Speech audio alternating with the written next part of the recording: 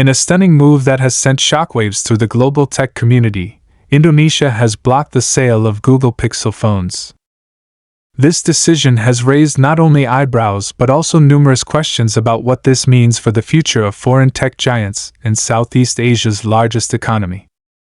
But this isn't just about a simple sales ban, it's about a deeper, more significant issue that touches on the intersection of global business, local regulations, and the economic future of an entire country. Indonesia, a nation with one of the most tech-savvy populations in the world, has long been a prime target for global companies looking to expand their footprint in Southeast Asia. From the bustling streets of Jakarta to the far-flung islands across the archipelago, the demand for smartphones and other tech products is at an all-time high. With over 270 million people and a rapidly growing middle class, Indonesia is seen as a goldmine for tech companies. But there's a catch. The Indonesian government, in an effort to protect its local industries and boost domestic production, has been pushing a series of rules aimed at ensuring that foreign companies contribute more to the national economy. And these rules are now taking center stage in a high-stakes battle between foreign tech giants and local regulators. The latest chapter in this ongoing saga revolves around Indonesia's local content regulations, which require smartphones sold within the country to contain at least 40% locally sourced parts. This rule is part of a broader effort by the Indonesian government to encourage foreign companies to set up manufacturing bases, collaborate with local suppliers, and ultimately, boost domestic production.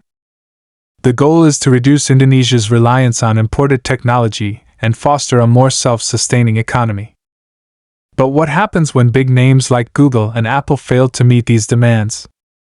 The answer came last week when Indonesia made headlines by blocking the sale of Google Pixel phones. The Indonesian Ministry of Industry, in an official statement, explained that Google had not adhered to the local content rules that had been put in place. Febri Hendri Antoni Arif, a spokesperson for the ministry, remarked that this move was necessary to ensure fairness for all investors in Indonesia. "We are pushing these rules so that there's fairness for all investors in Indonesia," he stated. According to him, Google's products had not followed the guidelines, making it impossible for them to be sold in the country. While Google has not officially distributed the Pixel phones in Indonesia, this decision is still a major blow, as the company's plans to sell these devices in the future could now face significant hurdles. This isn't just a minor inconvenience, it's a wake-up call for companies looking to enter or expand their reach in Indonesia. But here's where the plot thickens. The Indonesian government didn't just stop at banning the sale of Google Pixel phones. It also warned that any phones sold illicitly in the country without adhering to the local regulations could face deactivation. Imagine buying a high-end phone, paying top dollar for it, and then having it disabled just because it didn't meet local standards. The stakes are high, and this move signals that Indonesia is dead serious about enforcing its rules, no matter how big or small the company involved. Now, some of you might be asking, why does this matter? After all, Google is not a top player in Indonesia's smartphone market, right? Well, that's partially true. According to IDC, in the first quarter of 2024, the two dominant smartphone brands in Indonesia were Oppo, the Chinese smartphone giant, and Samsung, the South Korean powerhouse. Together, these two companies captured the majority of the market share, while Google and Apple, despite their global success, are not at the top of the local rankings. So, is Indonesia simply pushing back against foreign competition? Or is there a larger strategy at play here? Let's dive deeper into that. For years, Indonesia has been striving to boost its local manufacturing and reduce its dependency on imports. By implementing these local content rules, the government is effectively forcing foreign tech companies to invest in local production. If companies like Google and Apple want to continue selling their products in Indonesia, they will have to meet these requirements, whether that means building factories, sourcing components locally, or entering into partnerships with Indonesian suppliers. In theory, this could lead to more jobs, greater technological expertise, and a stronger local economy. However, there's a flip side to this. Some critics argue that these regulations are simply a form of pseudo-protectionism, a way to push foreign companies out of the market in favor of domestic alternatives. Bhima Yudhishthira, the director of the Center of Economic and Law Studies, CELS, voiced his concerns over the potential negative consequences of these policies.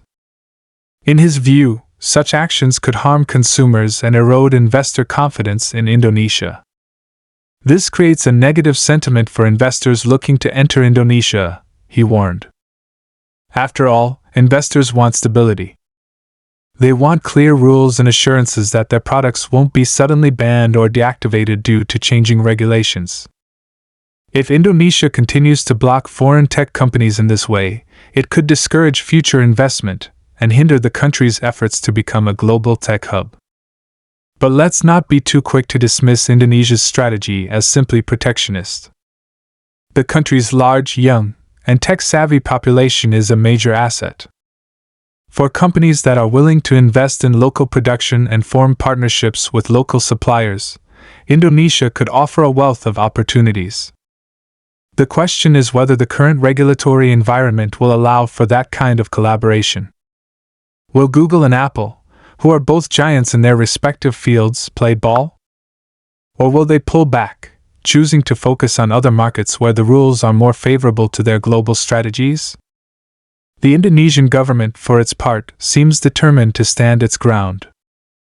The decision to block not just Google but also Apple's iPhone 16 sends a clear message: play by the rules or don't play at all. This is a bold move, one that puts foreign companies in a difficult position. But it's also a move that could change the game in Southeast Asia. If these rules succeed in encouraging local manufacturing, they could serve as a model for other countries in the region, who may follow suit with similar policies of their own. This could fundamentally alter the way global companies approach emerging markets, forcing them to reconsider their supply chains and rethink how they do business in countries like Indonesia. So, what happens next? Will Google and Apple make the necessary changes to meet Indonesia's local content requirements, or will they pull out of the market entirely? And what does this mean for consumers in Indonesia? In the short term, it's likely that the market will see some disruption. Prices could rise, as consumers may have to pay higher taxes and import fees to get their hands on international models of these phones. Moreover, the uncertainty surrounding the deactivation of phones could leave many users unsure about the long-term usability of their devices. On the other hand, if local production takes off, consumers could eventually benefit from cheaper devices, more competition, and better access to the latest tech. It's a delicate balancing act. But one thing is clear: Indonesia is not a market to be ignored. Its regulations may seem harsh to some, but they are part of a broader vision to make the country a more self-sufficient and competitive player on the global stage. Whether this strategy succeeds or fails will depend on how well foreign companies are able to adapt to the new rules and how quickly Indonesia can capitalize on the opportunities these changes present. Whatever happens, this is just the beginning of what could be a very exciting and very unpredictable chapter in the story of Indonesia's tech industry. In the end, it's not just about phones. It's about power. It's about control. And it's about how far governments are willing to go to reshape their economies in an increasingly interconnected and competitive world. Only time will tell how this dramatic turn of events plays out. Stay tuned, because the future of tech in Indonesia is unfolding right before our eyes. And as with any great story, the next chapter could change everything.